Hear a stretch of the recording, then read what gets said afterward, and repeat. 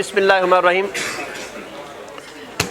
कल जनाब lectures chapter number 2 अब आलमोस्ट हमने तकरीबन को 40% के नज़दीक डिस्कस कर लिया था। और एक चीज़ आपसे फिर दोबारा रिक्वेस्ट कर दूं कि ये जो 5 या 4 चैप्टर हैं इनको अभी आप साथ साथ रीड आउट कर लेंगे तो ये आपके लिए आसान रहेगा। और बाद में सिर्फ तैयारी करने के लिए 2 या 3 चैप्टर रह जाएंगे, चैप्टर नंबर 7, चैप्टर नंबर 8 और चैप्टर नंबर जो आपके पास 9 है। बस ये आपकी मर्ज़ी है आप तैयारी कैसे करते हैं। मेरा काम सिर्फ आपको टेक्निक्स बताना है, वो टैक्टिक्स बताना है जिसके ज़रिए आप इन चीज़ों को ग्रैस्प कर सकते हैं। तो ये चैप्टर चूँकि लेंथी होते हैं, लेंथी इसलिए है कि इसमें लॉजिक कम से कम है और रट्टा ज़्यादा से ज़्यादा है, इसलिए इसको साथ साथ एक मरतबा अच्छी तरह रीड आउट कर लें, बाद में तैयारी करने में बिल्कुल तंगी नहीं होगी। लेकिन अब अगर अभी इसको आपने लिंगर ऑन किया कि चलो ठीक है कोई बात नहीं, कल देख लेंगे, परसों देख लेंगे, तो ना वो कल आनी है ना वो परसों आनी है। ये बात नोट डाउन कर लें। तो नुकसान क्या होगा, जब एग्ज़ाम नज़दीक आ जाएगा तो एग्ज़ाम की नज़दीकी के वक्त जो है फिर प्रॉब्लम ये होगी कि फिर आपको एक वक्त में ये 5 चैप्टर भी तैयार करने हैं और अगले लॉजिकल 4 चैप्टर भी तैयार करने हैं, तो आप पर लोड बढ़ जाएगा। फिर आपके लिए चूँकि साथ में फाइनेंस भी है, तो एक ही वक्त में आप ये मत समझें कि आप एक सब्जेक्ट पढ़ रहे हैं, आप एक ही वक्त में 2 सब्जेक्ट पढ़ रहे हैं।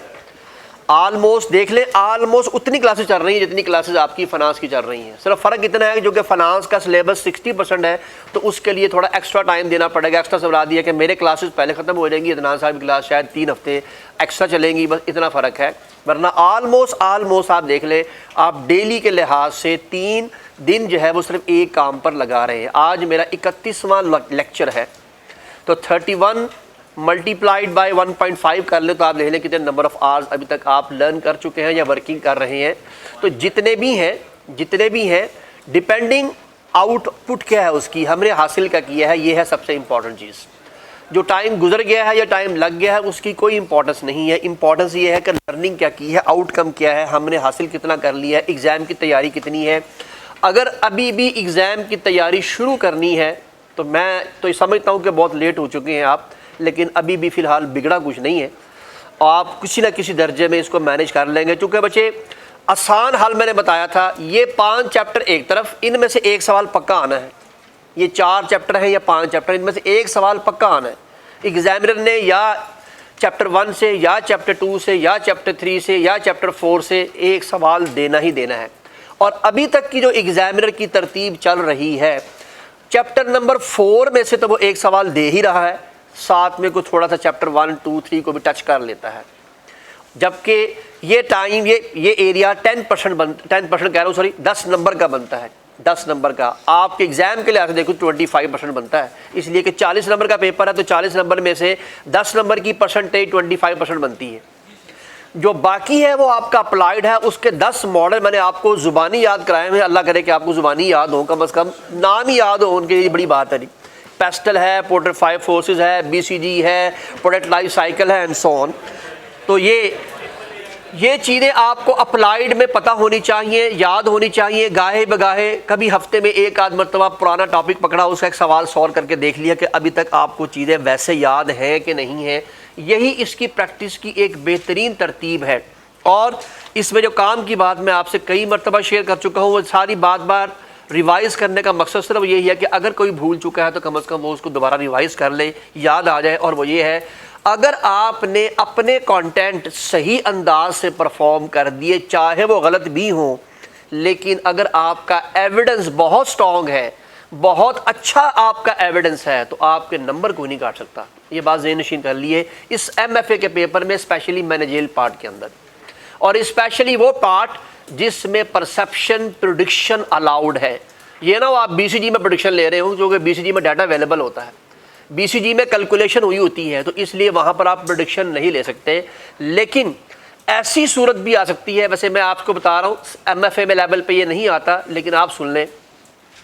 एक सिचुएशन हमारे सामने आ जाती है, बिलफर्ज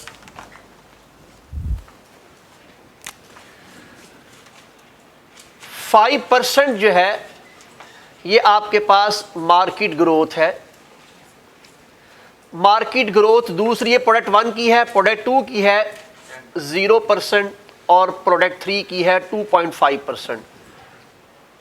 this is not an easy task. Although कि MFA लेवल पे इस तरह की हरकतें नहीं होती, लेकिन आगे जाके C5 में तो इस तरह की हरकतें आपको बर्दाश्त करनी पड़ेंगी। अब देखिए बच्चे, 0 क्या है, लो, और ये क्या है, हाई। अब 2.5 उतना ही इसके नज़दीक है, उतना ही इसके नज़दीक है, दोनों के दरमियान में 2.5 का डिफरेंस है, तो इसको मॉडरेट कहते हैं, ये मिडल है। ऐसी सूरत में याद रखिए, वैसे आगे जाके भी ज़िंदगी में काम तो आना, पढ़ना तो है ये इंशाअल्लाह अल्लाह ने चाहा तो ये बात याद रखिए, ऐसी सूरत में आप ये कह सकते हैं कि ये भी हो सकता है और ये भी हो सकता है, ये दोनों चीज़ें शामिल हैं। यानी इसके साथ लो का आंसर लगा के भी आप एग्जामिनर को बताएंगे और हाई का भी बताएंगे, चूँकि ये इन बिटवीन है। ऐसे सवाल को किसी एक तरफ प्लॉट नहीं किया जाता। माइट भी ये आपका क्वेश्चन मार्क हो और माइट भी ये स्टार भी हो। फॉर एग्जाम्पल, तो आप बताएंगे कि this can be a star और दिस कैन बी, लेकिन फिर अब इसके ऊपर कमेंट देने पड़ेंगे। अगर ये स्टार है तो फिर ये मामलात है, और अगर ये कैश काउ है या क्वेश्चन मार्क है तो फिर ये प्रॉब्लम है। ऑल ऑफ यू, कोई बात समझ आ रही है बच्चे? तो इसलिए इस तरह की, लेकिन मैं वैसे आपको बता दूं, MFA लेवल पे इस तरह की हरकतें एग्जामिनर बिल्कुल नहीं करता, लेकिन एक हल्का सा हिंट दे दिया है कि चाहे अल्लाह ना करे ज़िंदगी में कभी आ जाए तो कम से कम आपको टैकल करने का तरीका पता होना चाहिए कि इसको टैकल कैसे करना है। इसका मकसद ये हुआ कि इस तरह की चीज़ों पर सिर्फ कमेंट बढ़ाने पड़ते हैं, वरना काम वही रहता है जो आपने पहले से मैनेज किया होता है। ठीक है जी। लेकिन जब आप इंशाल्लाह C5 में पहुंचेंगे तो फिर उस तरह के काम तो डेली बेसिस पे आपके सामने आएंगे, क्योंकि वहाँ सवाल बनते ही इस अंदाज से हैं, और यहीं पर ही वो चाह रहा होता है कि वो आपसे मालूमात हासिल करे कि ऐसी सिचुएशन में जब आप मार्केट में काम कर रहे होते हैं और you are in between on that area, तो फिर ऐसी सिचुएशन के अंदर आपने क्या वर्किंग करनी है। बाबू बस अब बात आ जाओ, मैं आपको भी यहाँ बैठा दूंगा लाके, ठीक है जी जनाब। तो बात चल रही थी बच्चे, कल हमने जहाँ से अपने लेक्चर का इख्तिताम किया था, हमारे लेक्चर का इख्तिताम हुआ था इकोनॉमिक इंडिकेटर्स हम पढ़ रहे थे। This is one of the indicator, और हमने देखा था ये इंडिकेटर लीडिंग भी हो सकता है, ये इंडिकेटर कोइंसिडेंटल भी हो सकता है, ये इंडिकेटर लैगिंग भी हो सकता है। क्या ख्याल है बच्चे, अगर मैं कहूँ कि 2016 के अंदर कंपनी की स्टॉक एक्सचेंज मार्केट का टोटल मार्केट कैपिटलाइजेशन कितना था, तो लैगिंग है ना बच्चे, उसका मुझे इंपैक्ट साफ नजर आएगा कि यार ये हुआ था, इस वक्त मार्केट डाउन थी, मार्केट ग्रो कर रही थी, मार्केट रिसेशन में थी। मैं बड़ी बासानी एनालिसिस कर सकता हूँ, लेकिन मैं कहता हूँ यार ये बताओ 2023 के अंदर इस वक्त मैं जून के अंदर बैठा हुआ हूँ और जून में मेरे सामने इस वक्त मार्केट कैपिटलाइजेशन कितनी है, तो यही कोइंसिडेंटल बन जाएगा। और मैं कहता हूँ कि यार इसको देखते हुए आप प्रेडिक्ट तो करो कि आइंदा आने वाले हालात में बढ़ेगा या कम आएगा, तो यही लीडिंग बन जाएगा। बस दैट्स ऑल, ये जरूर याद रखिएगा बच्चे। तो जो कुछ भी आप पढ़ रहे हैं, जितने भी कंटेंट आप डिस्कस करेंगे, ये वो तमाम के तमाम कंटेंट आगे जो फर्दर आपने इस चैप्टर में पढ़ने हैं, या लीडिंग होंगे या कोइंसिडेंटल होंगे या लैगिंग होंगे। बहरहाल एग्जामिनर इतनी इनको आपस में मर्ज नहीं करवाएगा, आपस में लिंक नहीं करवाएगा, लेकिन उसने कल कंटेंट में जो एग्जाम्पल दी थी आपको, उससे आपको खुद ही अंदाज़ा हो जाएगा कि आपने इंटरेस्ट रेट का जिक्र भी कर सकते हैं, इन्फ्लेशन का जिक्र भी कर सकते हैं, अनएम्प्लॉयमेंट का जिक्र भी कर सकते हैं, और ये सारी की सारी बातें आपने कल एग्जाम्पल में पढ़ी थी। आज इंशाल्लाह उसको हम थोड़ा थोड़ा करके किताब मुताबिक उसको डिस्कस भी कर लेंगे जी। फाइन जी जी जनाब। तो यहाँ से हमने अपने लेक्चर का इख्तिताम किया था जी। दोबारा वापस चलता हूँ कि हमने मार्केट कैपिटलाइजेशन की बात की थी। मार्केट कैपिटलाइजेशन का कॉन्सेप्ट ये कहता है कि आपकी कंपनीज ने कितने मार्केट में शेयर सेल किए हुए हैं, टोटल शेयर कितने हैं मार्केट के अंदर जो फ्लोट कर रहे हैं, उसे मार्केट कैपिटलाइजेशन कहते हैं। अभी यहाँ पर आपने कोई डिफरेंशिएट नहीं करना, लेकिन वंस यू विल एक्सप्लेन कि there are two different methodologies through which we can analyse the market capitalisation. One of the free float में वो तमाम के तमाम शेयर जो एक्चुअली फ्लोट हुए हैं और जो कंपनी ने होल्ड करके रखे हुए हैं वो इसमें शामिल नहीं होंगे। तो सिर्फ जो फ्लोट हुए हैं सिर्फ वो आएंगे, जबकि फुल कैप ये बात प्रेजेंट करता है कि फुल कैप्स के अंदर कंपनी ने चाहे वो मार्केट में फ्लोट किए हैं या नहीं, उसकी टोटल वर्थ जो है बेसिकली उसको मैनेज कर लिया जाता है। अब बच्चे आपको मालूम है कि एक चीज़ होती है इंडिसेस, जिसको आप इंडेक्सेस कहते हैं। तो ये इंडिसेस क्या होती हैं स्टॉक मार्केट की, ये किसी भी कंपनीज की परफॉर्मेंस को मेजर करने के लिए इस्तेमाल किए जाते हैं। यहाँ भी वही दो मेथड है, यहाँ भी वही दो मेथड है बच्चे। वो कैसे, या तो चंद एक कंपनियों की परफॉर्मेंस देख लें, जैसे कि KSE 100 है, इससे क्या मुराद है, जो टॉप की 100 कंपनीज होंगी, जो टॉप की, इससे क्या मुराद है, जिसने सबसे ज़्यादा शेयर बेचे होंगे वो, फिर उससे नीचे, फिर उससे नीचे, फिर उससे नीचे, फिर उससे नीचे, इस तरह करके 100 निकाली जाएंगी। कोई भी 100 नहीं, टॉप 100। तो यहां पर KSE 100 इंडेक्स सिलेक्टेड 100 कंपनीज, इससे क्या मुराद है, टॉप 100 कंपनीज। उन टॉप 100 कंपनीज ने कितने शेयर बेचे हैं उसको सिलेक्ट किया जाएगा। इसमें जो टेक्निक इस्तेमाल की जाती है वो मैंने यहाँ पर बाकायदा तौर पर, जो कि यहाँ तो ये नज़र नहीं आ रहा इसमें, ये फ्री फ्लोट मार्केट के तहत चलती है। जबकि बच्चे दूसरा मेथड है ऑल शेयर इंडेक्स, इससे क्या मुराद है, पूरी की पूरी कंपनीज। बच्चे इससे कभी भी नहीं पता लग सकता, उसकी क्या वजह है। एक कंपनी के शेयर हैं सिर्फ 2 लाख, एक कंपनी के शेयर है 20 लाख, तो अब 2 लाख और 20 लेके जब आप एवरेज निकालेंगे तो एवरेज में सारा कुछ एक जगह आ जाना है। तो इसलिए आपको नॉर्मल रूटीन में इस तरह की टेक्निक इस्तेमाल करनी पड़ती है। ये टेक्निक आपने, लेकिन ये किस मकसद के लिए होती है, परफॉर्मेंस देखने के लिए। बच्चे वजह इसलिए कि जिसने पैसा इन्वेस्ट करना है पहले उसने कंपनी की परफॉर्मेंस देखनी है। बिला वजह कोई पैसा इन्वेस्ट नहीं करता। ये नहीं होता कि मार्केट में कोई भी शेयर आया आपने कहा खरीद लो। मार्केट में बाकायदा आप उसकी इंफॉर्मेशन हासिल करते हैं कि यार किसके मार्केट शेयर के बढ़ने के चांस हैं। आप किस इंडिकेटर की बात कर रहे हैं, लीडिंग इंडिकेटर की, कि यार जिसके शेयर की वैल्यू बढ़ने का चांस है हमें उसमें इन्वेस्टमेंट करनी है। तो आप याद रखिए आप उसी को देखते हैं। लेकिन आपने अब एक बात अंडरस्टैंड कर ली होगी कि लीडिंग इंडिकेटर विदाउट को इंसिडेंटल कभी भी जज नहीं हो सकते हैं। जो मौजूदा हालात है उसी को देख के फैसला करेंगे ना कि इसके बढ़ने का चांस है या नहीं, और मजीद उस पर तहकीक करनी होगी तो लैगिंग भी देखनी पड़ेगी। इसलिए पिछले सालों की परफॉर्मेंस क्या रही है, पिछले साल में इसका रेट ये था, तो उसके बाद जो साल के आगाज में ये 25 रुपए पर शेयर पे आगाज हुआ था, इसका साल के अख्ताम पे ये कितने का बिका, अगर वो 40 का बिका तो 15 रुपए का डिफरेंस आया है पर शेयर। अगर 15 रुपए बढ़ रहे हैं, जिसके पास 1000 शेयर हैं, 10,000 शेयर है, खुद ही उसको मल्टीप्लाई कर लें 15 से, तो कहाँ तक उसकी वैल्यू जाती है।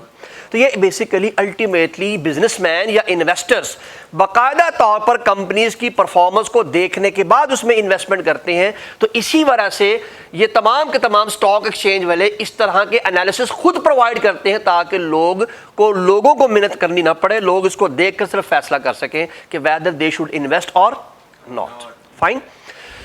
तो come to the next area which is very very very much important. जैसे कि एग्जाम में मैंने पहला पार्ट बताया था आपको, वो था टाइप्स ऑफ इंडिकेटर्स। यानी मेरे अपनी परसेप्शन ये है कि अगर चैप्टर नंबर 2 में एग्जामिनर जाता है तो सबसे पहले एग्जामिनर जाएगा टाइप्स ऑफ इंडिकेटर की तरफ। ये मेरी परसेप्शन ये है और आई गेस इंशाल्लाह ठीक ही होगी, क्योंकि मुझे सबसे इंपॉर्टेंट टॉपिक ही वो है। लेकिन दूसरी चीज़ है इकोनॉमिक इशूज़।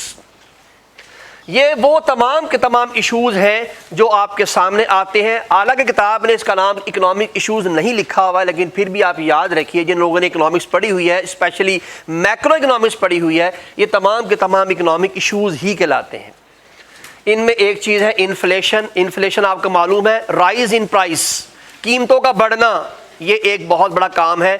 मैं चैप्टर नंबर 1 में बड़ी तफसील से आपको बता चुका हूँ कि इन्फ्लेशन का इम्पैक्ट इन तमाम चीज़ों पर आता है। इन्फ्लेशन बढ़ेगी, अल्टीमेटली लोगों की बाइंग पावर कम होनी है, लोगों की बाइंग पावर कम होनी है, और इन्फ्लेशन की वजह से अनएम्प्लॉयमेंट पर भी बहुत गहरा असर होता है। इसलिए कि जब कंपनीज के ऊपर डिमांड कम होती है तो कंपनीज को अपने लोग रिडंडेंट करने पड़ते हैं। जब रिडंडेंसी आएगी तो अल्टीमेटली आपको समझदार है कि मजीद बाइंग पावर कम हो जाएगी। तो इस तरह पूरे मुआशरे के अंदर ये प्रॉब्लम्स डेफिनेटली मैनेज होती हैं। तो इसलिए इनमें से हर कंटेंट एक दूसरे के ऊपर एक इंटरडिपेंडेंट है। मैंने जुमला ध्यान से सुनिए, मैंने कहा इंटरडिपेंडेंट, यानी मैं इंटरेस्ट रेट के बढ़ने या कम होने की बात करूंगा तो इन्फ्लेशन का जिक्र जरूर आएगा, और अगर मैं इन्फ्लेशन के बढ़ने या कम होने की बात करूंगा तो फिर इंटरेस्ट रेट का जिक्र जरूर आएगा। तो हर चीज एक दूसरे के साथ अटैच्ड है। तो ये इंटरलिंकिंग या इंटरडिपेंडेंसी जो होती है, ये बेसिकली आपको ये बातें सारी याद रहनी चाहिए, क्योंकि अगर आप एक चीज़ एक्सप्लेन करना शुरू करते हैं तो ये तस्बीह के दानों की तरह सारे एक दूसरे के साथ इंटरलिंक्ड हैं, और एक चीज़ टूटेगी तो सारा का सारा कॉन्सेप्ट टूट जाएगा। राइट। तो इंशाल्लाह अभी हम देखते हैं, कोशिश करते हैं। 1 2 3 4 5 6 7 कंटेंट हमारे पास रह गए पढ़ने वाले। इनमें से किसी एक कंटेंट के ऊपर 3 से 4 नंबर का सवाल एग्जामिनर आपसे पूछ सकता है। Explain what is inflation. I guess कि एग्जामिनर को इतना सादा सवाल देना तो नहीं चाहिए, लेकिन इसके पास इसके अलावा हल भी कोई नहीं है। वो कैसे इसको मैनेज करवाएगा, आपसे कोई बहुत हाई लेवल पे अप्लाई तो करवा नहीं सकता।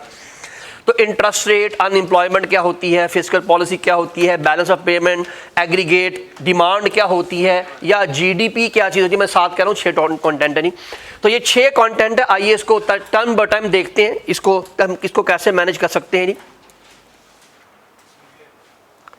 जी बिस्मिल्लाहिर्रहमानिर्रहीम। The first one is inflation. We know कि inflation increase in price level over time. Over time से क्या मराद है? वक्त के साथ साथ कीमतों का बढ़ना, ये बेसिकली इन्फ्लेशन कहलाती है। और बच्चे एक बात याद रखिए, ये ज़िंदगी में कभी रुकने वाली नहीं है। आज से 100 साल पीछे चले जाएं तो जो चीज़ जहाँ पर भी थी, सिर्फ पाकिस्तान की बात ना करें, दुनिया में हर जगह पर वो चीज़ इस वक्त कहाँ पहुँच चुकी है, आप बड़ी बासानी एनालिसिस कर सकते हैं। वक्त के साथ साथ हर चीज़ में ग्रोथ होती है। आप लोग चूँकि इकोनॉमिक्स पढ़ के आए हैं तो इकोनॉमिक्स के फार्मूले में दो चीज़ें आप ज़रूर डिस्कस करते हैं, क्यू एंड पी।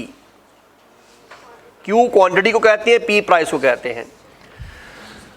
तो क्वांटिटी में भी ग्रोथ आया करती है और प्राइस में भी ग्रोथ आया करती है। इंशाल्लाह ये कंटेंट अभी मैं जब जीडीपी डिस्कस करूंगा तो फिर वहाँ आपके साथ काफ़ी तफसील से मैं आपको इसके साथ इस कंटेंट को भी शेयर कर दूंगा। बल्कि मैंने एग्जांपल भी यहाँ पे एक शायद मेंशन की हुई है, किताब में तो नहीं है लेकिन मैंने आपको भी सेंड नहीं की हुई, मैंने रात ही उसमें ऐड की। इंशाल्लाह मैं आज सेंड कर दूँगा आपको। यानी जो आपको मैंने सिलेबस जो स्लाइड सेंड की है मैंने, उसमें वो एग्जाम्पल शामिल नहीं है जी। नंबर 1, पहला कंटेंट जो आपने एक्सप्लेन करना है, the effect of inflation on business. यानी आपके इन्फ्लेशन का बिजनेस पर क्या इम्पैक्ट होता है या क्या अफेक्ट होता है। प्लीज इफेक्ट नहीं, ई नहीं है, ए है जी। नेगेटिव यानी एस्पेक्ट से देखा जाता है इसको। Have to pay more for resources. वजह इससे क्या मुराद है?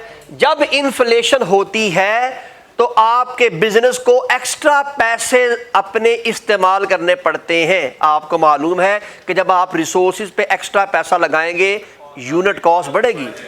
कॉस्टिंग आप पढ़ चुके हैं माशाल्लाह। तो यूनिट कॉस्ट बढ़नी है, चाहे वो एम्प्लॉइज की सैलरी से बढ़े, चाहे रॉ मटेरियल से बढ़े, चाहे ट्रांसपोर्ट की वजह से बढ़े, चाहे रेंट की वजह से बढ़े, what ever the cost is, आपकी हर कॉस्ट का इंपैक्ट यूनिट कॉस्ट पे आना ही आना है, एट एनी कॉस्ट।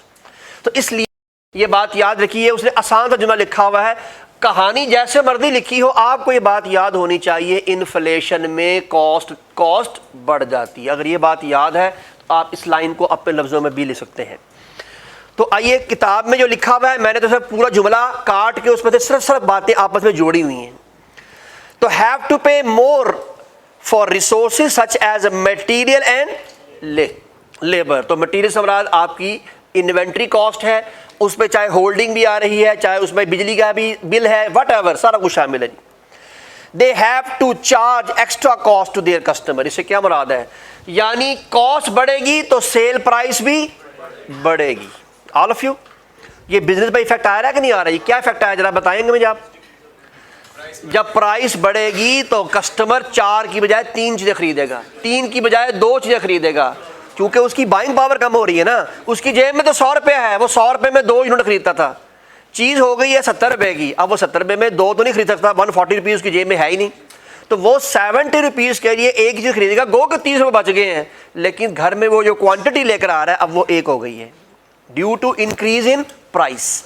तो प्राइस में बढ़ने की वजह से अब कस्टमर, अब एक बात बताइए, जहां 2 खरीदने वाला 1 खरीदेगा, अगर इस तरह के 10,000 कस्टमर हुए तो बताइए क्या 10,000 सेल कम हुई है कि नहीं यूनिट की आपकी? तो जितनी यूनिट की सेल कम होगी उतनी आपको अगली मरतबा प्रोडक्शन भी कम करनी है। प्रोडक्शन जितनी कम होगी अल्टीमेटली प्रॉफिट भी कम होगा और बंदे भी निकालने पड़ेंगे, अनएम्प्लॉयमेंट का आंसर आना शुरू हो जाएगा। अगर आप बंदे नहीं निकालेंगे तो कॉस्ट मजीद बढ़ना शुरू हो जाएगी, इसलिए कि जिनको आप सैलरियां दे रहे हैं वो सैलरी आपने कॉस्ट में तो ऐड करनी है। तो ये याद रखिएगा, ये तमाम की तमाम चीज़ें आपस में बहुत गहरा आपस में ताल्लुक़ रखती हैं जी। Next, employees might demand higher wages and, ये ऊपर वाली बात ही है। ये किताब में चूंकि लिखा हुआ था, मैंने हर जुमला किताब से उठा के छोटे छोटे पॉइंट बना दिए। अल्टीमेटली ये वही जुमला है कि जब कंपनी को एक्स्ट्रा लेबर कॉस्ट पे करनी पड़ेगी तो वो क्यों होगा? डिमांड होगी एम्प्लॉयज़ की कि भाई बाहर इन्फ्लेशन हो गई है, मुझे बताइए मैं अपना घर का खर्चा नहीं चला सकता, आप मुझे पैसे देंगे तो मैं काम कर सकता हूँ, वरना मैं काम नहीं कर सकता। तो कंपनी को have to pay according to the inflation. Material and wages pushing up price, ये भी बच्चे ऊपर हम बात कर चुके हैं जनाब कि आपकी मटेरियल की और आपकी तमाम चीज़ों की कीमतें बढ़ जाएंगी। एंड इन्फ्लेशन, ये एक काम की बात है, आपने टाइप्स ऑफ इन्फ्लेशन पढ़ी होगी। एक होती है एक्सपेक्टेशनरी इन्फ्लेशन। एक्सपेक्टेशनरी इन्फ्लेशन यानी अभी हुआ कुछ नहीं है, लोग पहले से ही कीमतें बढ़ा देते हैं। तो तो ये कहता है कि एक और नुकसान ये है कि लोग इन्फ्लेशन के अंदर इन्फ्लेनेटरी जो है वो एक्सपेक्टेशन ले आते हैं और चीज़ें बिला वजह कीमतें इंक्रीज करना शुरू कर देती हैं। ऑल ऑफ यू कोई चीज़ औखी तो नहीं बाबू जी? जी बच्चे, ये एक पॉइंट मैंने रेड पॉइंट से लिखा हुआ है, ये मैं इससे एग्री नहीं करता चूँकि ये यहाँ माशाल्लाह नजर ही नहीं आता जी कि ये रेड है कि वट एवर। मैं बता देता हूँ जी आपको, ये वाला पॉइंट असल में ये माइक्रो इकोनॉमिक्स का पॉइंट है, माइक्रो इकोनॉमिक्स का। मैं आपको वजह बता देता हूँ। बहरहाल मैं आपसे रिक्वेस्ट करूँगा कि आप ना ही लिखें, अगर कोई मेरे ऐसा पढ़ने वाला वहाँ हुआ तो मैंने तो काट देना है। अव्वल तो खैर इसलिए मुझे वो देते भी नहीं है ताकि ना ये हो ना ये काटे, लेकिन मैं बता रहा हूँ आपको कि अगर कोई पढ़ा लिखा बंदा है, अगर उसने देख लिया, उसको ये नज़र आ गया, तो ये उसे भी पता है कि यार अगर किताब में अनफॉर्चुनेटली एक बात, एक पॉइंट रद्द लिख दिया गया, छोड़ दें उसको, आपके पास और बेशुमार पॉइंट है। ये पॉइंट क्या है, मैं पॉइंट समझा दूँ आपको जी। या ऊपर पहले हेडिंग पड़ेगा, लिखा हुआ है implication of high inflation and inflationary expectation for the national economy। बच्चे ये वाला पॉइंट यहां से लिया गया सारा कि जब आपकी एक्सपेक्टेशनरी इन्फ्लेशन होती है तो उसका क्या इंपैक्ट होता है। एक्सपेक्टेशनरी इन्फ्लेशन, जरा प्लीज ध्यान सुनिएगा। ये कहता है माइक्रो इकोनॉमिक्स, ये कहता है कि जब इन्फ्लेशन बढ़ती है तो प्रोडक्शन भी बढ़ती है। ये माइक्रो उसकी एक वजह है, क्योंकि नज़र आ रहा होता है कि मेरे पास ये वाली कुर्सी जो है इसका रॉ मटेरियल मैंने पिछले साल ख़रीदा था, मेरे पास अभी भी पड़ा हुआ है।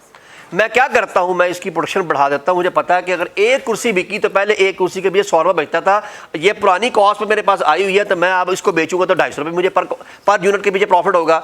तो मेरी जितनी सेल होगी उतना मेरा प्रॉफिटेबिलिटी 150 रुपये प्रॉफिट बढ़ रहा है मेरा पर यूनिट के ऊपर, बगैर किसी वजह के। तो वो ये माइक्रो इकोनॉमिक्स का कंटेंट है जहां पर डिमांड एंड सप्लाई की थ्योरी पढ़ते हैं आप। यहाँ चूंकि मैक्रो इकोनॉमिक्स है, कल भी मैंने आपको किताब में भी लिख के बताया हुआ था, किताब में भी मैंने मेंशन किया हुआ है कि आपको जो यहाँ सवाल आएंगे वो मैक्रो इकोनॉमिक्स से रेलेवेंट आएंगे, माइक्रो इकोनॉमिक्स से रेलेवेंट नहीं आएंगे। इसलिए ये वाला पॉइंट इनवैलिड है। ऑल दो अगर माइक्रो इकोनॉमिक्स पढ़ रहे होते तो ये पॉइंट वैलिड था, लेकिन मैक्रो इकोनॉमिक्स के लिहाज से पॉइंट वैलिड नहीं है। हाँ, अगर आपको बहुत ज़्यादा दिल चाह रहा है नहीं सर नहीं मुझे करना है ये काम, तो फिर इसके साथ लिख लीजिएगा कि this point is valid for micro economics not macro, ताकि एग्जामिनर को पता लग जाए कि पता आपको था लेकिन चूंकि आपको बहुत तेज़ आई हुई थी आपने इसलिए यहाँ पर मैनेज कर दी है जी। An increase in the real quantity of goods and services produce that the real spending on goods and services increase. तो ये कह रहा है कि आप बाकायदा इंक्रीज करते हैं, स्पेंडिंग करते हैं, तो ये बात आप याद रखिए, मैक्रो इकोनॉमिक्स ये बात नहीं कहता जी। आगे जो सुनिए, अगली बातें सारी ठीक है नहीं। इन हाई इन्फ्लेशन, अव्वल तो ये एक बात याद रखिए, इन्फ्लेशन खुद इटसेल्फ, इन्फ्लेशन खुद इटसेल्फ जो है ये बेसिकली एडजेक्टिव है, और जो एडजेक्टिव होता है वो खुद अपनी मालूमात खुद तेजी खुद बता रहा होता है। याद रखिए लफ्ज़ इन्फ्लेशन का हाई लगा देने से इन्फ्लेशन को कोई फ़र्क नहीं पड़ता जी। लेकिन बहरहाल असल में ये जुमला समझाने के लिए होता है ताकि ये आइडिया हो कि इन्फ्लेशन तेज़ी से चल रही है या इन्फ्लेशन आहिस्ता आहिस्ता है, ये इसलिए लफ्ज़ हाई इस्तेमाल किया जाता है, वरना लफ्ज़ इन्फ्लेशन खुद इटसेल्फ हाई को प्रेजेंट करता है। इसी वजह से इसका ऑल्टरनेटिव वर्ड होता है डीफ्लेशन, यानी चीज़ों में कीमतों की कमी। प्लीज एक बात याद रखिए, 100 रुपए की चीज 100 रुपए की चीज 110 रुपए की होगी तो आप इसको इन्फ्लेशन कहते हैं, लेकिन ये 110 से हो के 105 पे इसको डीफ्लेशन नहीं कहेंगे। डीफ्लेशन तब होगी जब ये असल कीमत से नीचे आएगी, अगर वो 95 की होगी तो फिर ये डीफ्लेशन है। ये ना आप कह देंगे सर कीमतें कम हो गई डीफ्लेशन हो गई है। डीफ्लेशन होती है less price as actual, actual से भी जब नीचे आ जाती है फिर उसको डीफ्लेशन कहना शुरू कर देते हैं आप। सॉरी बच्चे, जब आप वहां पहुंचेंगे इंशाल्लाह पता लग जाएगा इंशाल्लाह। अभी जो लिखा बताया जा रहा है सर वो याद करें। अच्छा जनाब, इन हाई इन्फ्लेशन, बस बाबू बस, in high inflation and high inflationary expectation real economy is likely to the stagnate and go into the recession. ये बात हम अभी थोड़ी देर पहले ऊपर भी डिस्कस कर चुके हैं। जब एक्सपेक्टेशनरी इन्फ्लेशन हो चाहे असली इन्फ्लेशन हो, यानी आर्जी इन्फ्लेशन हो या सही इन्फ्लेशन हो, दोनों सूरतों में इकोनॉमी या तो रुक जाती है या बैठ जाती है। इसलिए कि हम ऊपर डिस्कस कर चुके हैं कि जब कस्टमर के पास बाइंग पावर कम होगी तो डिमांड कम होगी और डिमांड कम होने से प्रोडक्शन पे इफेक्ट आएगा ही आएगा। और उसका इफेक्ट अनएम्प्लॉयमेंट पर भी आएगा ही आएगा। लफ्ज़ अनएम्प्लॉयमेंट ना भी कहे तो एम्प्लॉयमेंट पे आएगा, तो एम्प्लॉयमेंट के ऊपर भी उसका फोकस ज़रूर होगा। तो ये चार चीज़ें आपस में एक दूसरे के साथ चलती ही रहेंगी। तो इसलिए इकोनॉमी में प्रॉब्लम आनी है। Incentive for producer to produce more seeing high price and profit, ये भी वाला पॉइंट इससे अवल में लिंक करता है, लेकिन आप फिर भी यहां लिख सकते हैं कि क्योंकि कुछ लोगों के पास इन्फ्लेशन से पहले का सामान पड़ा हुआ होता है, तो वो सामान पड़ा होने की वजह से उनकी प्रॉफिटेबिलिटी बढ़ सकती है। स्पेशली इस तरह जो उन लोगों के लिए होता है जिन लोगों के पास पुराना रॉ मटेरियल पहले से पड़ा हो। स्पेशली आप जानते होंगे जो लोग वुड का काम करते हैं, लकड़ी का काम, वो बड़े बड़े सालों से, कोई 10-10 साल 15-15 साल पहले पता नहीं बड़ी बड़ी लकड़ी के जो है वो पीस कटवा के उन्होंने अपने पास रखे हुए होते हैं। तो उन्होंने ख़रीदारी की होती है 10 साल पहले। 10 साल के बाद इन्फ्लेशन ऑलमोस्ट डबल होती है, ऑलमोस्ट किसी भी इकोनॉमी में देख लें आप। तो 10 साल का इकोनॉमिक साइकिल अगर आप देखें तो ऑलमोस्ट 100 वाली चीज़ 1000 रुपये की हुई होती है, 500 की हुई होती है। तो ये बेसिकली उसको तो फ़ायदा हो जाता है, हाँ नुकसान उसको होता है जो करंटली बाइंग करता है immediately. The government always try to manage it such as much as possible, तो गवर्नमेंट हमेशा इसको मैनेज करने की पूरी कोशिश करते हैं। मुझे नहीं पता ये बात यहाँ क्यों लिखी हुई है, लेकिन बात मैंने लिख दी है इसमें। मेरे माइक्रो इकोनॉमिक्स का रूल है, आपने माइक्रो इकोनॉमिक्स में अगर लॉ ऑफ जो है क्या हम कहते हैं सप्लाई और लॉ ऑफ डिमांड पढ़ा हुआ तो वहाँ ये कॉन्सेप्ट शामिल है जी। ठीक है बच्चे, वो पूरे मुल्क में इंक्रीज होना एक और अलग बात है, लेकिन हम मैक्रो इकोनॉमिक्स की पॉलिसी के मुताबिक हमें मालूम है कि जब इन्फ्लेशन होती है प्रोडक्शन नहीं बढ़ती। ये भी तो थ्योरी है ना, इसको कहाँ फेंकेंगे आप। तो एक चीज़ के लिए, एक बंदे के लिए, किसी एक सिस्टम के लिए आप थ्योरी तब्दील नहीं करेंगे, बस आप उसे ये कहेंगे कि लॉ ऑफ डिमांड ये कहता है और इन्फ्लेशन इटसेल्फ ये कहती है। इन दोनों चीज़ों को इसलिए अलग पढ़ाया जाता है जी। इम्प्लीकेशन ऑफ इन्फ्लेशन, अब बच्चे ये देखिए, ये एक ही पॉइंट बार बार कह रहा है, आपने को 3 हेडिंगें नहीं देनी। ये बात मेरी सुन लेते आप, एग्जाम में आपने एक हेडिंग देनी है ये वाली, और ये सारा कुछ लिख देना आपने। मैंने सिर्फ इसलिए लिखा, किताब में 3 जगह एग्जाम्पल थी, यहाँ से भी मुझे सवाल आना था सर किताब में एक हेडिंग थी, आपने वो तो पढ़ाई नहीं, तो इसलिए मैंने हेडिंग लिख दी है ताकि तसल्ली रहे दिल को कि वो देखो सामने पड़ी हुई थी हेडिंग, एक हमने देख ली थी। लेकिन सुन लीजिएगा, ये सारा कुछ एक जगह पर लिखना है। Number 1, debt, bank loan fall. लोग लोन नहीं लेते, तो बैंक जब लोन नहीं लेगा तो बैंक तो चलता ही लोनों के ऊपर है कि आपका बैंक लोन देगा तो बैंक को इंटरेस्ट आएगा ना, वरना जब बैंक लोगों से पैसे लेता है तब तो बैंक को लोन के अगेंस्ट इंटरेस्ट देना पड़ता है। तो बैंक को सबसे ज़्यादा फ़ायदा होता है जब लोग बैंक में पैसा रखवाते हैं, तो वो पैसा फिर बैंक यूटिलाइज करता है बिजनेस के लिए। उस बिजनेस से बैंक खुद भी कमाता है और बैंक आपको भी कमा के देता है। आपको जो शक्ल सूरत में मिलता है उसको इंटरेस्ट कहते हैं, बैंक अपने लिए उसको प्रॉफिट ही कहता है। आपके लिए इस लफ्ज़ इस्तेमाल, सूद का लफ्ज़ इस्तेमाल करता है जी। तो बैंक लोग लोन नहीं लेते इन्फ्लेशन में। वजह मैंने बताया कि इन्फ्लेशन में प्रोडक्शन कम होती है, तो प्रोडक्शन कम होगी तो कौन सा कारोबार इन्वेस्ट करेगा मजीद, तो लोग इन्वेस्टमेंट नहीं करते। बल्कि शायद आपको मालूम भी हो, इन्फ्लेशन में लोग बाइंग भी नहीं करते, लोग इंतज़ार कर रहे होते यार जरा चीज़ सस्ती हो रही है फिर ख़रीदेंगे। और मैंने एक रिक्वेस्ट की थी कि बराए मेहरबानी इकनॉमिक्स पढ़ते वक्त पाकिस्तान का तस्वुर जहन में आना भी नहीं चाहिए आपको, क्योंकि पाकिस्तान में इकनॉमिक्स का कोई रूल अप्लाई नहीं होता। जो सा मर्जी अप्लाई करके देख ले, हर चीज़ उल्टी होगी। आप देख ले, गाड़ियों की कीमतें 600 सीसी गाड़ी 13 लाख में नहीं मिलती थी, 33-34 लाख रुपए की हो गई है। पिछले सालों का एनालिसिस कर लें, इस 2023 में ज़्यादा बिकी है कंपैरेटिवली 2022 में। अब ये कमाल नहीं है बच्चे। आप कहेंगे सर आप तो इन्फ्लेशन में पढ़ाते कि प्रोडक्शन नहीं होती, आप तो कहते कि सेल नहीं होती, यहाँ तो सेल बढ़ गई है। तो बराए मेहरबानी पाकिस्तान का नाम निश्ता का नाम,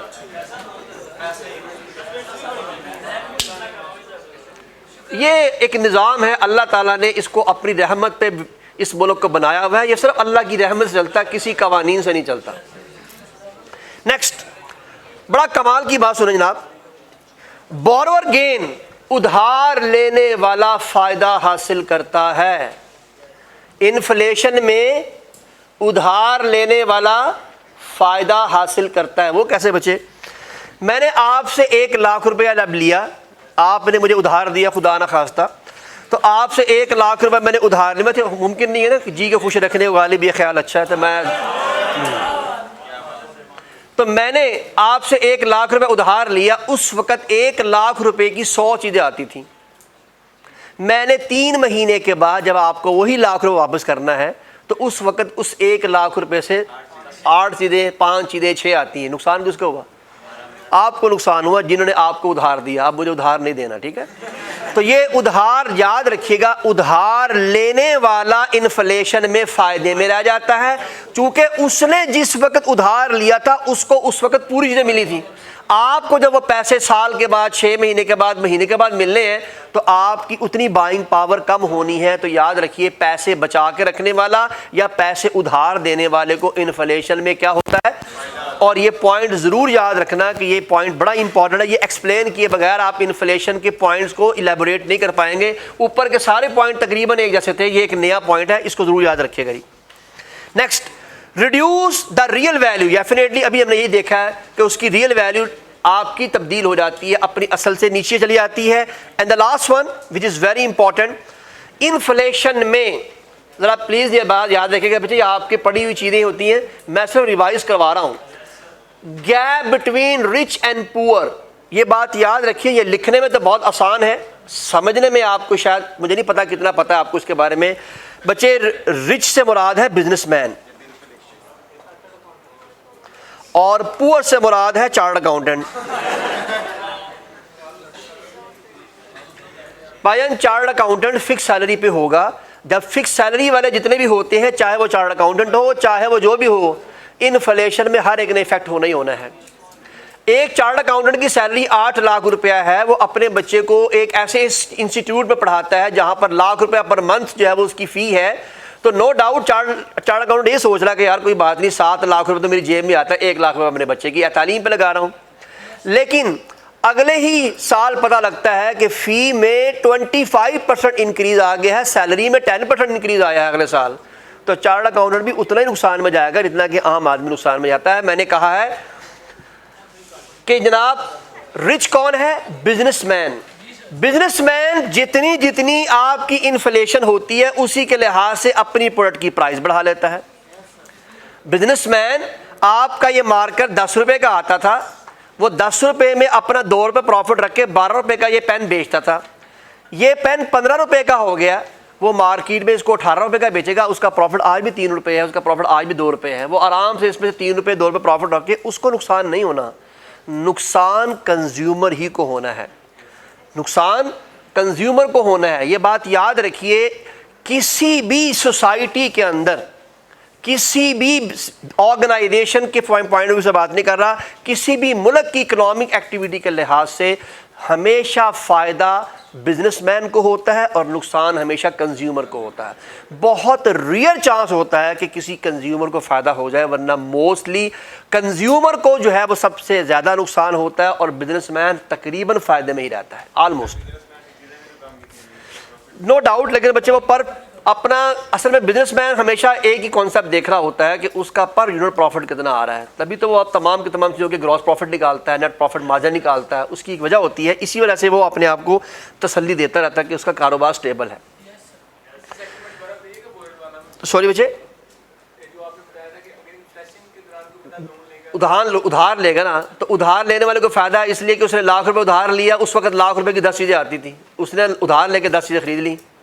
जिसको वापस किया 2 महीने के बाद, उसको लाख ही वापस करना है ना, तो लाख वापस किया, लेकिन उस वक्त वो चीज़ें महंगी हो चुकी थी, अब वो 10 चीज़ें के बजाय 8 चीज़ें आती हैं, तो आपकी बाइंग पावर कम हुई कि नहीं हुई? इसलिए जिसने उधार दिया उसको नुकसान हुआ है, लेने वाले को कोई नुकसान नहीं हुआ, उसने तो उसी वक्त लेके उस वक्त ये बाय कर लिया था चीज़ें। जी बेटे, सेकंड कंटेंट, इंटरेस्ट रेट। मेरे आपको मालूम है कि सबसे पहली बात तो आपको पता होना चाहिए कि इंटरेस्ट रेट गवर्नमेंट से रेलेवेंट है, ये आपसे रेलेवेंट नहीं है। यानी ऑर्गेनाइजेशन इंटरेस्ट रेट जनरेट नहीं करती, इंटरेस्ट रेट कौन जनरेट करता है? गवर्नमेंट। और मैं आपको बता चुका हूं, आपको शायद मालूम हो, मैंने बताया था कि ये मॉनेटरी पॉलिसी के तहत मैनेज होता है और इसका कॉन्सेप्ट सिंपल एक ही होता है, इंटरेस्ट रेट या हाई होगा या इंटरेस्ट रेट लो होगा। सुन ले मेरी बात, किताब से एक बात याद करनी है, दूसरी बात वाइस वर्सा है। कोई बात नहीं जी, उसके लिए आंखें चाहिए होती हैं, यहाँ आंखें हैं ही नहीं माशाल्लाह। जी जनाब, तो हम बात कर रहे थे कि इंटरेस्ट रेट के पॉइंट ऑफ व्यू से जो इंटरेस्ट रेट होता है उसका नाम होता है मॉनेटरी पॉलिसी। और मॉनेटरी पॉलिसी जो होती है उसके ज़रिए आप बाकायदा तौर पर अपने मुल्क के अंदर पैसे की रेल पेल को मैनेज करते हैं, ये गवर्नमेंट की जिम्मेदारी होती है। तो आइए कुछ थोड़ा सा कॉन्सेप्ट हम इस पर डिस्कस कर लेते हैं। बच्चे, अगर मैं ये कहूँ कि गवर्नमेंट ये चाह रही है कि मार्केट में ज़्यादा पैसे की रेल पेल ना हो तो गवर्नमेंट इंटरेस्ट रेट बढ़ा देती है। मैंने कल भी बताया था, बल्कि पहले दिन से बता रहा हूं कि जैसे ही इंटरेस्ट रेट बढ़ता है लोग पैसा इन्वेस्ट करने की बजाय बैंकों में महफूज करना शुरू कर देते हैं। उसकी वजह कारोबार करने के लिए बिजली को भी देखना है, बिजली के बिलों को भी देखना है, एम्प्लॉयज़ को भी देखना है, प्रोडक्शन को भी देखना है, कस्टमर को भी देखना है। 100 मुसीबतें हैं ना। 35% फिल फर्स्ट प्रॉफिट आता है, 10% प्रॉफिट आता है आपको, जबकि इसके बरअक्स आपको इंटरेस्ट रेट में 7% मिल रहा है। आप कहते हैं दफ़ा करो 3% को, 3% के लिए कौन मेहनत करता रहे बैठ के, यहाँ आराम से घर बैठे रहेंगे सारा दिन, काम भी कोई नहीं करना और 7% प्रॉफिट आ जाना है मेरे एक्चुअल अमाउंट के ऊपर। तो लोग इन्वेस्टमेंट करने की बजाय बैंकों में सेव करते हैं।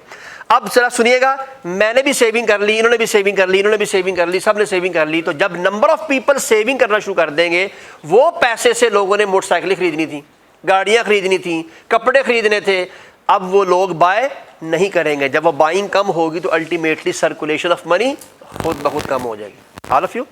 तो याद रखिए, इंटरेस्ट रेट बढ़ाने से मुल्क में पैसे की सर्कुलेशन, ये बात नोट डाउन कर लें, ये आपके लिए बड़ी काम की चीज़ है, इससे सारे मसले हल हो जाएंगे। कि हाई सर्कुलेशन जो है वो हमेशा क्या करती है कि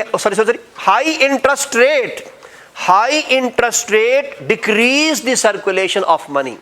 ये हमेशा पैसे की सर्कुलेशन को कम कर देती है। और किसको बढ़ा देती है? सेविंग्स को बढ़ा देती है। लोग घरों में नहीं, घरों की सेविंग की बात नहीं हो रही, सेविंग एट बैंक, लोग बैंकों में पैसा रखवा देते हैं। लेकिन बच्चे, आपने पैसा बैंक में रखवाया हुआ है, 7% आपको मिल रहा था, गवर्नमेंट ने रिड्यूस करके 2% कर दिया। आपने कहा यार पागल है, इतने पैसे 2% पर रखे आप वो पैसा निकालेंगे। और पैसा एक ऐसी चीज़ है कि ये जेब में आपकी तरह टिक नहीं सकता। जैसे आप यहाँ बैठते हैं तो हिलते रहते हैं ना, इस तरह पैसा भी जेब में हिलता रहता है, ये टिक नहीं सकता। इसके नीचे, इसके पाँव के नीचे कोई ना कोई चीज़ बंधी हुई है जो इसको चलाती रहती है हमेशा।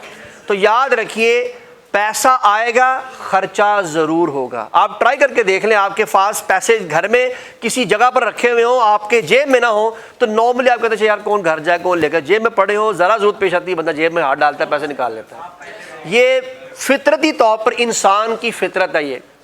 इसीलिए एक लफ्ज़ बोला जाता है कि जो पैसा आपके पास मौजूद होता है वो पैसा ज़रूरी नहीं कि आप हमेशा एक्सपेंडिचर भी उसका एक्सपेंडिचर में कन्वर्ट कर भी सकें उसको। जी, तो ये बात आपने याद रखनी है कि जब भी आप इंटरेस्ट रेट की बात कर रहे होते हैं तो इंटरेस्ट रेट के वक्त आपके दिमाग में सर्कुलेशन ऑफ मनी ज़रूर आनी चाहिए। और दूसरा कॉन्सेप्ट ये आना चाहिए कि जब इंटरेस्ट रेट का जिक्र आता है तो इससे मुराद होती है गवर्नमेंट, इससे मुराद बिजनेस नहीं होगा। इसका मकसद ये हुआ कि इंटरेस्ट रेट का इम्पैक्ट आपके बिजनेस पर ही आना है, इंटरेस्ट रेट का इम्पैक्ट आपके बिजनेस पे आना है। मैं आपसे एक जल्दी से सवाल पूछता हूं जो मल्टीपल चॉइस क्वेश्चन में पूछा जा सकता है। मैं कह सकता हूं कि हाई इंटरेस्ट रेट के अंदर बिजनेस ग्रो करता है, राइट और रॉन्ग? रॉन्ग है, इसलिए कि सर्कुलेशन ऑफ मनी कम होती है, डिमांड कम होती है, सेल कम होती है। All of you. लेकिन मैं कहता हूं जब इंटरेस्ट रेट लो होता है तो लोग बैंकों से पैसा निकालते हैं, बैंकों से पैसा निकाल के कोई कारोबार करेगा, कोई साइकिल खरीद लेगा, कोई मोटरसाइकिल खरीद लेगा, कोई जूते खरीद लेगा, कोई कपड़े खरीद लेगा, कोई प्रॉपर्टी खरीद लेगा, डिपेंडिंग जिसकी जेब में जितना पैसा है। इसका मकसद ये हुआ कि पैसा किस में जाना शुरू हो गया? फ्लोट इनटू द मार्केट, वो मार्केट में आना शुरू हो गया। जब मार्केट में आएगा तो पैसे की सर्कुलेशन खुद ब खुद बढ़ना शुरू हो जाएगी और डिमांड खुद ब खुद बढ़ना शुरू हो जाएगी। All of you. जी अब पढ़िए जनाब, ये सारी कहानियां आपको समझाने का एक ख़ास मकसद है ताकि आप उसी रोशनी में इसको सारे को पढ़ सकें। दूसरा बच्चे, मैंने बताया था कि इंटरेस्ट रेट जब ज़्यादा होता है, इंटरेस्ट रेट जब ज़्यादा होता है, एक मिनट सवाल चेंज कर रहा हूँ। आप बच्चे, आप जी, आपसे इंटरेस्ट रेट बढ़ गया है तो क्या बिजनेसेस लोन लेंगे? नहीं लेंगे। मैंने अभी बताया कि चूंकि इंटरेस्ट रेट बढ़ने से सर्कुलेशन ऑफ मनी कम होती है तो सर्कुलेशन ऑफ मनी में डिमांड कम होती है, डिमांड कम होने की वजह से प्रोडक्शन कम हो रही है, तो कौन बिजनेसमैन इन्वेस्ट करेगा? तो जब इन्वेस्टमेंट नहीं करेगा तो इन्वेस्टमेंट लेनी किसके लिए? लोन लेना किस लिए? इन्वेस्टमेंट करने के लिए लेना बच्चे। तो याद रखिए ये दो बड़े इंपॉर्टेंट फैक्टर है। ये मैंने आपको वो फैक्टर समझा दिए जिसको आप जहां चाहें बड़ी बासानी चीज़ों को इसको मैनिपुलेट करवा सकते हैं। जी जनाब, तो मैंने 3 बातें बता दी हैं, रिवाइज कर रहा हूँ। इंटरेस्ट रेट का ताल्लुक सिर्फ गवर्नमेंट के साथ है। इंटरेस्ट रेट का दूसरा गहरा ताल्लुक सर्कुलेशन ऑफ मनी के साथ है, और इंटरेस्ट रेट का तीसरा ताल्लुक लोन के साथ है। याद रखिए इस सिचुएशन में लोग पैसा बैंकों में रखवाते हैं, बैंकों से लेते नहीं हैं। ये बात याद रहेगी। अब आप पढ़ेंगे तो इंशाल्लाह होपफुली सारे कंटेंट काफ़ी हद तक आपको आसानी समझ में आ जाएंगे। जी interest rate, interest rate is the amount of interest charge by the lender. यानी जब कोई उधार देता है तो उधार के बदले आपसे कोई ना कोई चीज चार्ज करता है, चाहे वो लेंडर हो चाहे वो बैंक हो, ऑन द सम बोरोड, यानी जो अमाउंट उधार दी जा रही है। और से क्या मुराद है जी? और amount paid by the bank on amount deposited, यानी आपने जो बैंक को पैसे दिए हैं वो भी तो आपका क्या ख्याल है अल्टीमेटली आपका एक अमाउंट ही है ना, तो उसके अगेंस्ट आपको कोई ना कोई इंटरेस्ट मिलता है। Interest rate are expressed as annual percentage. मुझे प्लीज इससे क्या मुराद है? ये जुमला क्या कह रहा है? आप ये कहते हैं कि मैं 10% पे काम कर रहा हूं तो ये 10% एनुअल अमाउंट है, पर मंथ अमाउंट नहीं है, ये पर एनम है। ये जी इंक्रीज इन इंटरेस्ट रेट। अब ये देखें बच्चे, ये एग्जाम किताब में भी ऐसे लिखा हुआ है इंक्रीज एंड डिक्रीज। तो मैंने कहा एक बात याद कर ले, दूसरी इसका वाइस वर्सा है। जो चीज यहां बढ़ रही होगी वहां डिक्रीज में चली जा रही होगी। Look at this, increase in interest rate में डिस्करेज इन्वेस्टमेंट। इससे क्या मुराद है? मैं वजह बता चुका हूं, क्योंकि सेल कम होती है, डिमांड कम होती है, लोग इन्वेस्ट करते ही नहीं है। Difficult for companies to earn an adequate return on project. जितना पैसा उन्होंने लगाया होता है और जो परसेप्शन होती है उसके मुताबिक सेल नहीं हो रही होती। इनकरेज पीपल टू सेव, ये लोगों को इनकरेज करते हैं कि लोग पैसे सेव करें। बच्चे कहां पर? At bank. ये बात याद रखनी है, किताब ने अगर नहीं लिखा हुआ ये आपकी जिम्मेदारी है एग्जामिनर को बात तफसील से बताना। ये नहीं सोचना कि किताब में लिखा हुआ खुद ही पढ़ लेगा, ना उसने पढ़ना है ना आपको पता है। आपने तफसील से बयान करना है कि saving at bank. This would put down word pressure on consumption. इससे क्या मुराद है? इससे डिमांड कम होगी। Fine. Would result in lower disposable income. बड़े इससे क्या मुराद है जी? मैंने अभी थोड़ी देर पहले बताया था, वो पैसा जो इमीडिएटली खर्चे में कन्वर्ट किया जा सके उसे डिस्पोजेबल इनकम कहते हैं। मैंने अभी एग्जांपल दी थी, पैसा जेब में ना हो, घर पड़ा हो, बच जाता है, जेब में हो तो यूं करके ज़ाया हो जाता है। इसी वजह से सेविंग को और डिस्पोजेबल इनकम को सेपरेट किया जाता है।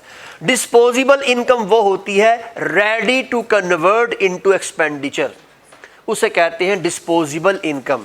अगर आपने पैसा कमाया, पैसा कमा के आपने कोई महंगी सी मोटरसाइकिल ले ली, महंगी गाड़ी ले ली, प्लॉट ले लिया, जो आपका दोबारा उसी कीमत में दोबारा सेल हो सकता है। कपड़े तो डेफिनेटली वो तो आपके पास कपड़ों तो हैं, वो जैसे आप इस्तेमाल करते हैं उसके बाद उसकी वैल्यू कम होती है।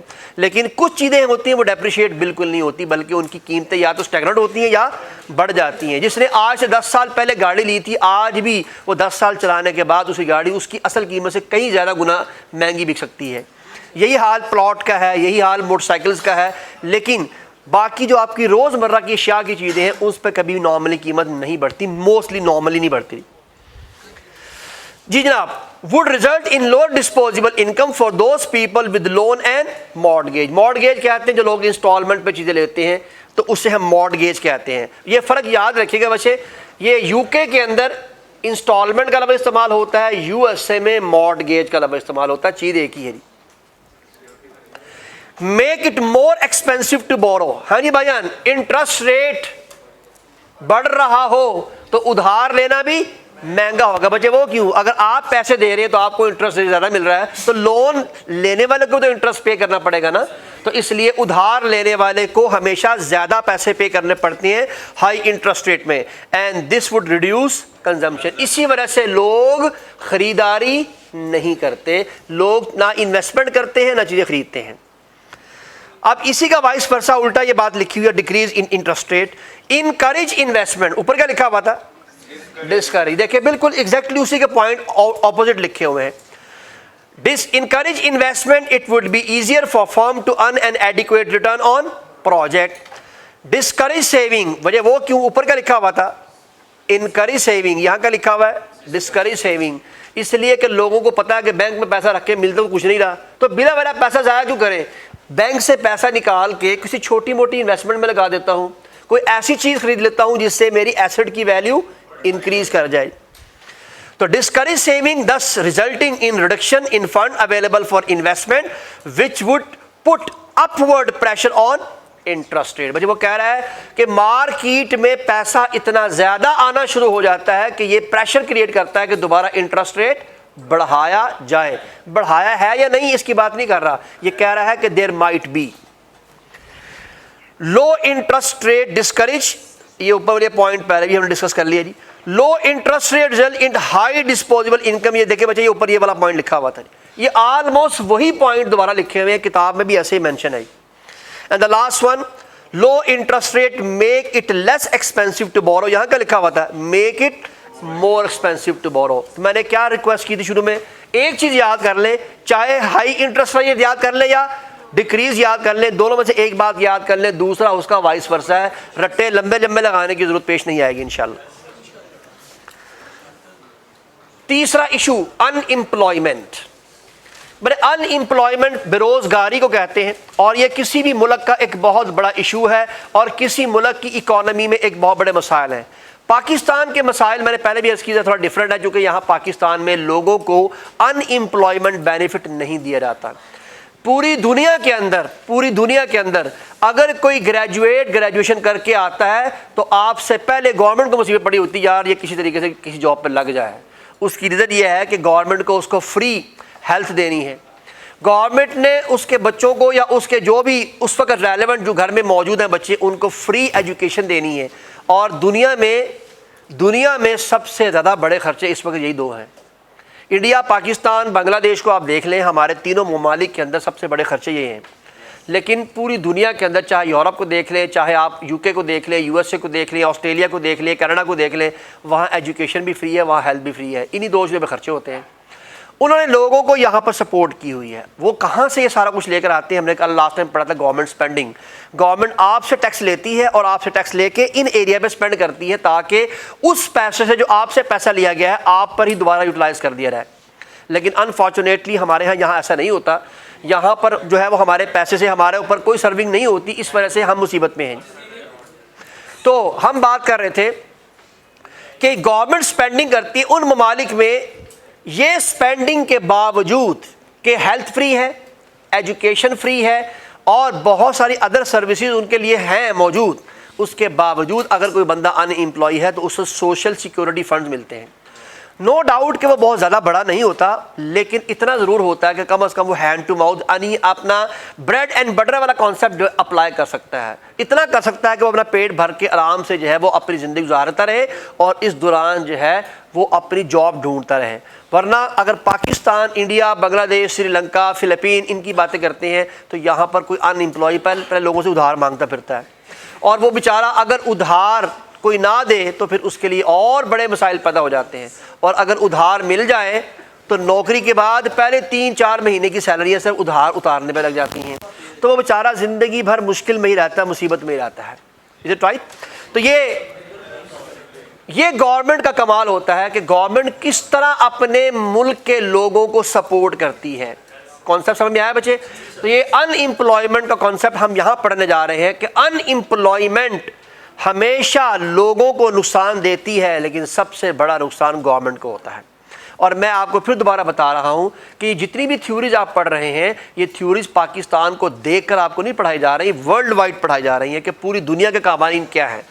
वरना हमारे यहाँ बेरोजगारी पर गवर्नमेंट खुश रहती है कि यार कोई गल नहीं, वेला है, चलो कोई बात नहीं, हम इसको जहाँ मर्जी चाहे एक्सप्लॉइट कर सकते हैं। वरना अनफॉर्चुनेटली दुनिया के अंदर लोग ना फारिग हैं, ना फारिग बंदे ये काम करते हैं जी। Unemployment when people are unwilling out of work, इससे क्या मुराद है? वो चाहते नहीं है लेकिन नौकरी पे नहीं हुए। इसको सादा लफ्ज़ में आप कहते हैं कि लोग ना चाहते हुए भी काम से बाहर हैं, इसे अनएम्प्लॉयमेंट कहते हैं। Is it right?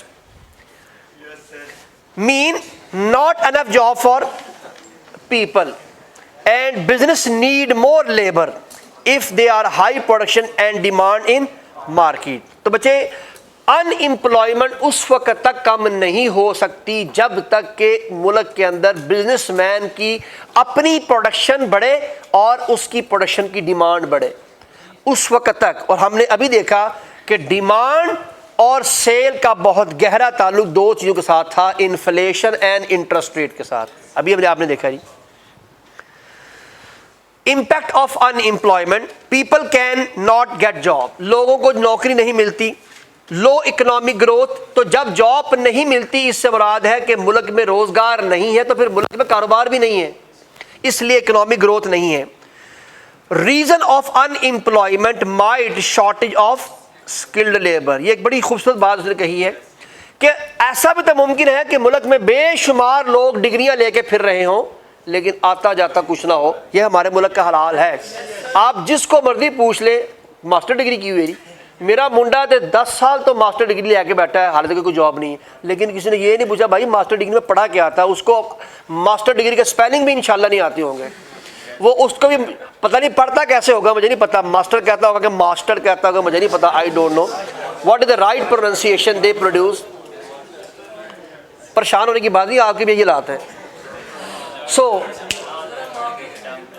जी अल्लाह ना करे मैं किसी को बताऊं कि आप मेरे शागिर्द हैं, आप फिक्र न जी। तो हम बात कर रहे थे कि कॉन्सेप्चुअल पॉइंट ऑफ व्यू से अगर देखा जाए तो हमारे यहाँ कॉन्सेप्ट क्या होता है। पीछे बच्चे ने एफएससी की हुई है, एफएससी के बाद आईकॉम किया हुआ है, आईकॉम के बाद आगे उसने बीबीए किया हुआ है। वो जो इंटरव्यू होता है तो पूछता है आप करना क्या चाहते थे भाई, आपका कॉन्सेप्ट क्या था, आप क्या चाहते थे? कि जैक ऑफ ऑल ट्रेड बनना चाहते हैं कि मुझे बिजनेस भी आता है, मुझे अकाउंटिंग भी आती है, मुझे आईसीएस भी आता है, मुझे कंप्यूटर साइंस भी आता है। ओ भाई किसी एक लाइन, पूरी दुनिया के अंदर एक निज़ाम है कि लोग जो हैं बाकायदा तौर पर किसी एक लाइन में बचपन से चलना शुरू करते हैं और उसी डायरेक्शन में मूव करते हैं। हमारे यहाँ पर सबसे पहला कॉन्सेप्ट होता है, बच्चे ने 9th क्लास के अंदर जो है वो ली होती है कंप्यूटर, और आगे जाके मैं किंग एडवर्ड मेडिकल कॉलेज में मैंने दाखिल लेना, तो भाई वहाँ बायोलॉजी क्यों रखी थी, वहाँ पर पहले बायोलॉजी रख लेनी थी। कोई पता नहीं है, बस जिसे कहते हैं ना बुल्ले की आवाज़, इधर हवा चल रही है तो चलना शुरू हो गया, बस हवा इधर की हुई तो चलना शुरू हो गया, हवा इधर की तो चलना शुरू। अपने दिमाग से कुछ नहीं सोचना, तो फिर भाई बेरोज़गारी मुकद्दर है। इसलिए कि रोज़गार के लिए आपके बिजनेसमैन ने जब आपको लाख सवा लाख रुपए तनख्वाह लेनी है तो ये बात याद रखिए, वो मल्टीप्लाइड बाय 10 करता है, उतने पैसे कमाता है तो फिर आपको देता है इतने पैसे। अगर उसको आपको लाख रुपए दे के 10 लाख वो कमाता है तो फिर कहीं जाके वो आपको अपनी कंपनी में नौकरी देता है, 50% पर भी वो सोचता है कि जॉब दी जाए या ना दी जाए। ये बहुत बड़ा गहरा एक कॉन्सेप्ट है। जब आप बिजनेस करेंगे तो आप किसी को एम्प्लॉय रखते वक्त क्या ख्याल है, ये नहीं सोचेंगे आपको बेनिफिट क्या मिलेगा। तो आप जो रॉस पढ़ते हैं वो इसलिए पढ़ते हैं कि आपको रिटर्न ऑन कैपिटल एम्प्लॉयड, इसी चीज़ का नाम है कि आप जब पैसा लगा रहे हैं इस एम्प्लॉय से आपको क्या बेनिफिट मिल रहा है, उस कैपिटल एम्प्लॉयड से आपको क्या मिला रही, क्योंकि आपने जो कैपिटल लगाया हुआ है ना उस एम्प्लॉय के ऊपर, आप अपना कारोबार उसके हवाले कर रहे हैं, अपना काम उसके हवाले कर रहे हैं, तो आपको उससे क्या रिटर्न मिल रही है। तो याद रखिए बिजनेसमैन इन चीज़ों को देखता है। हमारे यहाँ पर जैक ऑफ ऑल ट्रेड में सोशियोलॉजी में बीए किया हुआ है, एमए किया हुआ है उर्दू के अंदर, और फिर वहाँ जाके कॉन्सेप्ट पूछ रहा होता है जनाब मैं मास्टर किया है जनाब।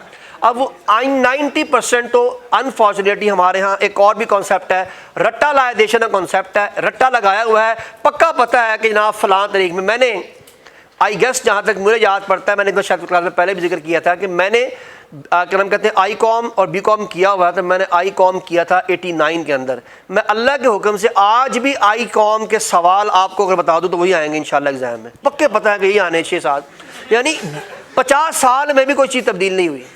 और मैंने भी अपने किसी एक्सपर्ट से पूछते यार कौन सा सवाल आने से, मैंने कहा था बैंकों की इर्तिका पे सवाल आना है, चेक फटा हुआ है या चेक लाइन है, कौन सा चेक जो है वो कट जाता है भाई, ये सवाल आना है। मैं 6 सवाल तैयार करके गया था, परफेक्टली वही 4-6 सवाल आए थे। इस्लामियात का उसमें मुताला पाकिस्तान में कायदे आज़म के 14 नुकात आने पक्के पता थे। इस्लामियात मुझे पक्का याद था, इस्लामियात मुझे पक्का पता था कि या नबी करीम सल्लल्लाहु अलैहि वसल्लम की सीरत पे सवाल आना है, या नबी करीम सल्लल्लाहु अलैहि वसल्लम ने जो है वो अपनी ज़िंदगी जो है उसमें जिहाद ये कैसे किया या तिजारत कैसे की। ये 3 सवाल थे, इनमें से एक सवाल आना है। मैट्रिक में मुझे उसका भी पता था कि ऐसे कौन सा आना है, my chair, my friend, my best house, my best father, बस इस पे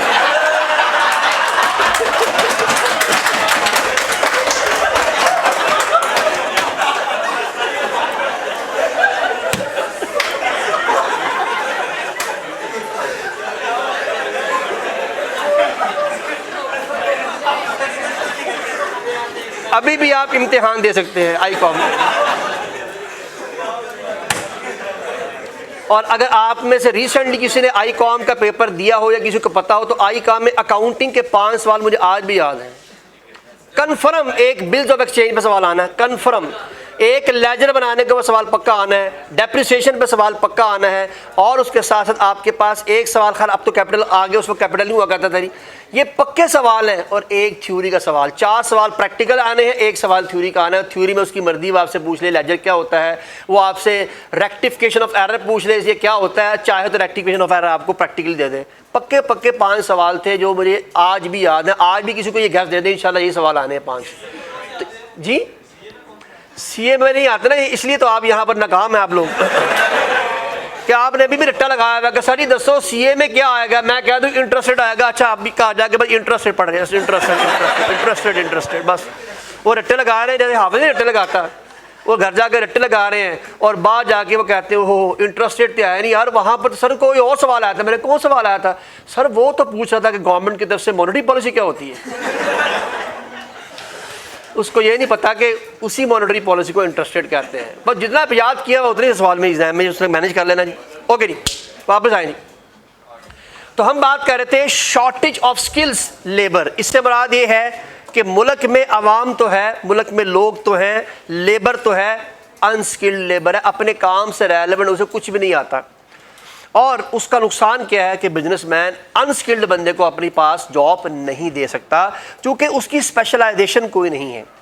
तो यहाँ उसने कुछ एग्जाम्पल किताब में दी हुई हैं कि इस प्रॉब्लम को सॉल्व करने का मेथड क्या है। ट्रेनिंग दी जाए या उसको बेटर एजुकेशन दी जाए, ये उसके बेहतरीन सोलूशन है, जिस सोलूशन की वजह से यानी मकसद क्या है, ये काम मैनेज किए रहे। आपको शायद मालूम नहीं है कि अभी ये चंद एक साल हुए हैं, तकरीबन कोई 15-20 साल, कि पाकिस्तान के अंदर ICS कंप्यूटर साइंस या आपके पास BBA या इस तरह के सब्जेक्ट आना शुरू हुए। वरना इससे पहले पाकिस्तान में एक ही कॉन्सेप्ट होता था, FA करना है तो FA के बाद BA में सोशियोलॉजी में, उर्दू में, फलाने में, पर्शियन में, बस इसमें करना है। स्पेशलाइजेशन कोई कॉन्सेप्ट नहीं था। 2 तरह की कैटेगरी होती थी, सादा BA या फिर इधर होता था क्या नाम कहते हैं, नहीं ये क्या नाम कहते हैं MBA, नहीं MBA तो बड़ी ये नज़दीक की बात, या मेडिकल या इंजीनियरिंग। बस तो ये मेडिकल और इंजीनियरिंग वाले एक ग्रुप होता था और दूसरा ग्रुप होता था BA में किसी भी एक सब्जेक्ट के अंदर उन्होंने बेसिकली सारी वर्किंग की होती थी लेकिन अब तो अल्हम्दुलिल्लाह इंजीनियरिंग को मैं देख रहा था भाई, लास्ट टाइम पंजाब यूनिवर्सिटी तकरीबन कोई 12 डिसिप्लिन में इंजीनियरिंग ऑफर कर रही है। पंजाब यूनिवर्सिटी, जहाँ तक मुझे याद है कि जब मैं पढ़ के फारिग हुआ तो सर एक ही थी, इलेक्ट्रॉनिक इंजीनियरिंग या इलेक्ट्रिकल इंजीनियरिंग, बस एक इंजीनियरिंग होती थी पंजाब यूनिवर्सिटी में। और UET में 3 इंजीनियरिंग हुआ करती थी, इलेक्ट्रॉनिक इंजीनियरिंग, इलेक्ट्रिकल इंजीनियर और सिविल इंजीनियरिंग, बस।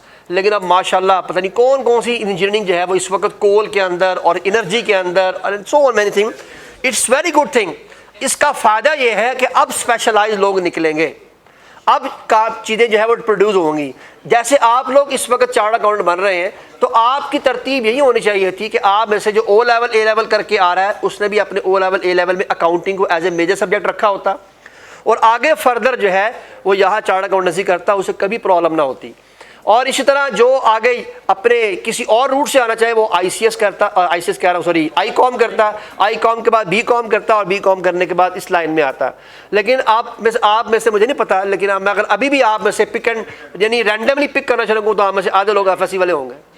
अब FSC वाले ने इसका मसला ये है कि दिमाग में कभी तस्वुर भी नहीं था, ये तो ऐसे ही मैंने कहा हवा चली ना सारे चार्ट अकाउंट माने, चलो मैं भी चार्ट अकाउंट मान जाऊँगा, चल बच्चा तू ही बन जा, ये वाला कॉन्सेप्ट है। वरना पढ़ने वाला शुरू से जहन में लेके चलता है और उसी तरतीब को लेके आगे मूव करता है। जी मुझे मालूम है जी। Unemployment and business decision please जी। अल्लाह के प्लान वाकई बहुत बेहतर होते हैं, लेकिन अल्लाह ने आपको एक जहन दिया है अपनी उसको इस्तेमाल करने के लिए। अल्लाह ने ये नहीं कहा, अल्लाह के नबी से किसी ने पूछा या रसूलल्लाह ये बताइए तवक्कल इल्लाह क्या है, आपने फरमाया ऊँट को खूंटी से बांधने के बाद तवक्कल करो कि ये कहीं नहीं जाएगा। तवक्कल ये नहीं खुला छोड़ दें, अगर अल्लाह ने भेजना होगा तो जहाँ मर्जी चला जाए, खिलौना होगा तो खिलौने का, जाना होगा तो चला जाएगा, ये तवक्कल नहीं है। तवक्कल ये है कि अगर आपको अल्लाह पे तवक्कल है तो तवक्कल ये होना चाहिए कि सारी रात सारे महीने 3 महीने मेहनत करने के बाद फिर आखिर में अल्लाह से दुआ करके या अल्लाह जो तूने मुझे हुक्म दिया था मेहनत करने का मैंने पूरी कर ली है, अब कामयाबी तू देगा। ये है तवक्कल। तवक्कल ये नहीं है यार पास उठाएंगे तो हो जाएंगे, फेल होंगे तो होंगे, क्या जरूरत है पढ़ने की, ना क्लास में पढ़ना ना क्लास से बाहर पढ़ना है। तो ये तवक्कल नहीं है, ये बेगैरती है।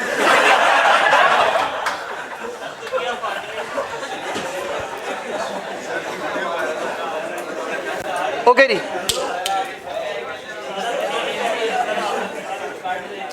Unemployment and business decision. Economy is not making full use of worker that are available. Please, मेरे जब अनएम्प्लॉयमेंट होती है तो इससे क्या मुराद है कि इकोनॉमी के अंदर जितने लोग हैं उनका सही इस्तेमाल नहीं हो रहा। लेकिन वजह यह नहीं है कि लोगों को इस्तेमाल करना नहीं चाहते, वजह यह है कि डिमांड ही नहीं है, ज़रूरत ही नहीं है उनकी। The economy will not grow as quickly but make slow start. मुझे वो कहता है अनएम्प्लॉयमेंट में आहिस्ता आहिस्ता चीज़ें चलती रहती हैं लेकिन कोई ग्रोथ वगैरह नहीं होती। In unemployment people have less income. यकीन बच्चे जो लोग बेरोजगार हैं उनकी जेब में तो पैसे नहीं है। तो आपको मालूम है कि पैसा किस चीज़ की अलामत है, बाइंग पावर की। तो बाइंग पावर नहीं है तो मार्केट में जितने लोग बेरोजगार हैं उतनी डिमांड कम है। That effect business production and sale. Demand for some product and services will still increase or cheap alternative product. बच्चे ये बड़ा अच्छा जुमला है कि सम टाइम अनएम्प्लॉयमेंट में लोग फिर महंगी की बजाय सस्ती चीज़ खरीदने के बारे में सोचते हैं जो ऑल्टरनेटिव होते हैं, और वो ऑल्टरनेटिव चीज़ें हमेशा महंगी ज़्यादा बिकना शुरू हो जाती हैं। तो सस्ती चीज़ बच्चे अब इस्तेमाल तो करनी है लोगों ने। आपको शायद मालूम होगा कि जो हजरात चक्की से आटा लेकर आते थे, चक्की का आटा इस वक्त 1700 रुपये का 10 kg हो चुका है चक्की का आटा, जबकि इसके बरक्स जो गवर्नमेंट दे रही है 10 किलो का आटा वो 1000-1200 में मिल जाता है, 700 में मिल जाता है। लेकिन अनफॉर्चुनेटली वो उस गंदम से है जिस गंदम में सुसरी है, जिस गंदम में पहले ही बेशुमार कीड़े हैं, उन्हीं को माशाल्लाह आलमोस्ट जो है वो पीस के आपके सामने पेश कर दिया गया है। मजबूरी क्या है, जिसने ज़िंदा रहना है वो तो खाएगा ना बच्चे, जिसने ज़िंदा रहना है वो उसी को खाएगा, और ये उसकी मजबूरी है। लेकिन क्यों, उसकी जेब में पैसे नहीं है, वो 1700 रुपये नहीं खरीद सकता, वो 1000 रुपये वाली खरीद रहा है, तो उसकी सेल बढ़ रही है, 1700 वाले की सेल कम हुई हुई है। हालांकि असल चीज़ वो थी खरीदने वाली, लेकिन वो यही बताना यहाँ चाह रहा है कि अनएम्प्लॉयमेंट के वक्त बहुत सारी चीज़ें ऐसी होती हैं जिनकी सेल अल्टीमेटली कम हो जाती है। द लास्ट पॉइंट, बिजनेस पे लो सैलरीज एंड इंक्रीज वर्कफोर्स। सादा लफ्ज़ों में ये मैंने आगे लिख दिया है, एक्सप्लॉयटेशन ऑफ एक्सपर्ट। यानी बच्चे आप फॉर एग्जांपल इस वक्त मार्केट में जाएं, अगर आपकी सैलरी फॉर एग्जांपल 5 लाख बनती है, मार्केट में अनएम्प्लॉयमेंट है, उन्हें पता है कि मार्केट में 15 चार्ट अकाउंटेंट है, आपको आवाज़ 2 लाख की लगेगी, हालांकि आपका लेवल 5 लाख का है फॉर एग्जांपल। तो ये याद रखिएगा, वो एक्सप्लॉयट करने की पूरी कोशिश करेगा। उसे पता है कि मैं अगर ये नहीं मानेगा किसी और से कहूँगा वो मान जाएगा। जब उसको पता हो ना कि मार्केट में 4 जॉब्स हैं और बंदे सिर्फ 2 हैं, तो फिर वो आवाज़ लगा रहा होगा, आप उस पर अपनी बाइंग पावर में आएगा कि ना नहीं मैंने तो इतने चार्ज करने हैं, इतने देने तो दे दो। तो ये बात हमने पोर्टर 5 में पढ़ी थी कि बाइंग पावर एक वक्त में एक के पास होती है, सॉरी बार्गेनिंग पावर एक वक्त में एक के पास होती है, या सप्लायर के पास या कस्टमर के पास।